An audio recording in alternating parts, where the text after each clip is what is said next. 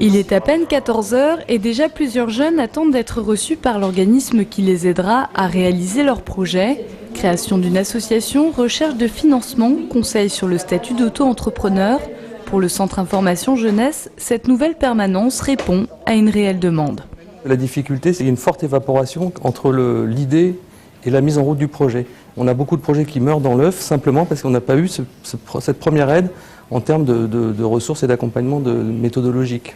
En tout cas, tout ça procède de la même démarche, c'est d'avoir un regard un peu positif sur la jeunesse, de considérer la jeunesse aussi comme une ressource et pas uniquement comme un problème. Étienne est étudiant en école d'agronomie. Dans le cadre de son cursus, il souhaite monter un projet autour de la biodiversité à Madagascar. Après des recherches sur Internet, le jeune homme était un peu perdu. Il y a tellement d'informations, c'est dur à trier, on ne peut pas vraiment s'en sortir. Et on tombe que sur des sites du coup français, avec des associations françaises, et on ne peut pas vraiment trouver des partenariats avec des associations locales. Et c'est vrai que on tombe un petit peu dans le grand bain, et puis comme ça on cherche, mais pour arriver à trouver quelque chose de concret, c'est pas évident. La permanence lui permet d'avoir un suivi personnalisé de son projet, grâce à Sophie Lavergne qui représente la direction départementale de la jeunesse et des sports.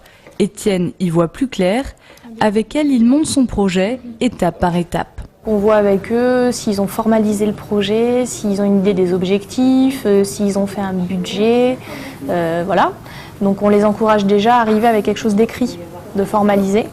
Et une fois que cette phase-là, elle est réalisée, on peut réellement commencer un démarchage. Parce que tant que la phase écrite n'est pas réalisée, non. Devant le succès de ces permanences, le Centre Information Jeunesse souhaite les dédoubler. L'une sera consacrée uniquement aux projets d'activité économique, l'autre à l'engagement et à la solidarité.